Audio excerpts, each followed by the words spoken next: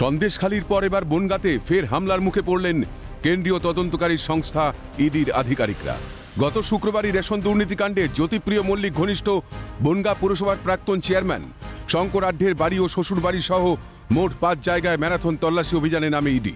শঙ্করের শ্বশুরবাড়ি থেকে বাজেয়াপ্ত করা হয় নগদ 8.5 লক্ষ টাকা। গত শুক্রবার সকাল 7:30টা থেকে প্রায় 17 ঘন্টা জিজ্ঞাসাবাদের পর মধ্যরাতে গ্রেপ্তার করা হয় শঙ্কর আঢ্যকে। শঙ্কর আঢ্যকে গ্রেপ্তারের পর বনগাঁর বাড়ি থেকে নিয়ে বেরোনোর সময় বিক্ষোভের মুখে পড়তে হয় ইডির আধিকারিক ও কেন্দ্রীয় বাহিনীকে। সন্দেশখালী যেন ফিরে এসেছিল বনগাঁয়, এমনটাই বলছে ওয়াকিবহল মহল। ফলত শঙ্কর আঢ্যের বাড়ির সামনে মুহূর্তেই পরিস্থিতি রণক্ষেত্র হয়ে ওঠে। বিক্ষোভের পাশাপাশি কেন্দ্রীয় বাহিনীর গাড়ি লক্ষ্য করে ইটও ছোড়া হয় এবং গালিগালাজ করা হয় বলেও সূত্রের খবর।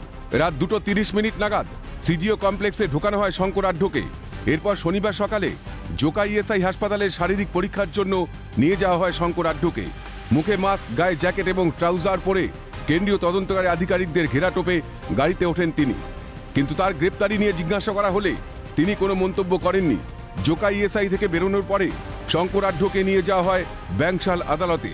ইডির সূত্রে খবর, শুক্রবার মধ্যরাতে যে নথি ইডির হাতে এসেছে তা বেশ সন্দেহজনক বলেই ইডির সূত্রে খবর। পাশাপাশি ওই সন্দেহজনক নথি সহ ইডির একাধিক প্রশ্নের সদুত্তরও দিতে পারেননি শঙ্কর আঢ্য। তবে মন্ত্রী জ্যোতিপ্রিয় মল্লিকের নির্দেশেই টাকা পাচারের সঙ্গে যুক্ত ছিলেন শঙ্কর আঢ্য, এমনটাই ইডির সূত্রে জানা গিয়েছে। তবে এই বিষয়ে বনগাঁর বর্তমান চেয়ারম্যান গোপাল শেঠকে জিজ্ঞাসা করা হলে তিনি বলেন, ব্যক্তিগত ব্যাপার, আইনগতভাবে প্রমাণ হলে তখন বোঝা যাবে কে দোষী, আমরা জানি না। এটা সম্পূর্ণ ব্যক্তিগত ব্যাপার, এটা কোনো রাজনৈতিক ব্যাপার নয়।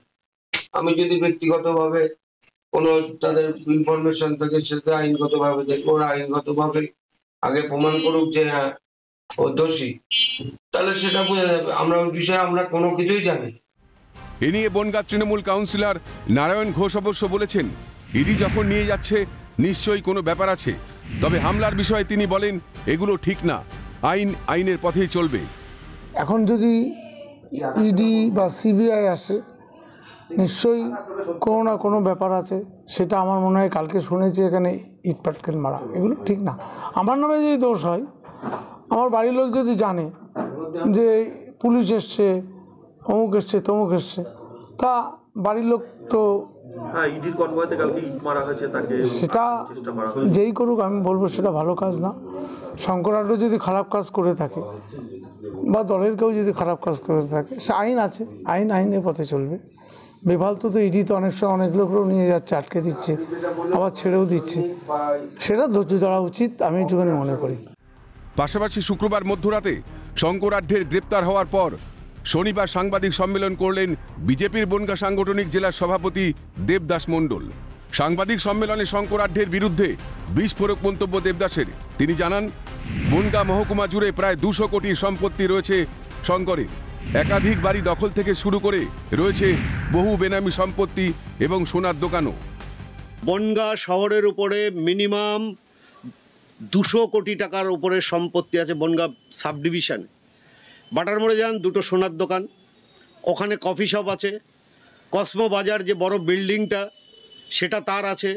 বিচুলিয়াটায় যান, 3 তলা বাড়ি কেড়ে নিয়েছিল, সেই সময় তার শক্তিতে সে কেড়ে নিয়েছিল, তখন সে চেয়ারম্যান ছিল। আপনি হীরামল গলিতে যান, তার সোনার দোকান আছে, সেই সোনার দোকান অন্যজনের যার বাড়ি কেড়েছিল তার, সেই বাড়ি আছে। আমি একাধিকবার বলেছি এটা। আপনি এখান থেকে গোপালনগর থানার আন্ডারে যান, দেখুন ওখানে 1 বিঘে জমির উপরে বড় গোডাউন আছে। এরম বিভিন্ন জায়গায় তার সম্পত্তি আছে।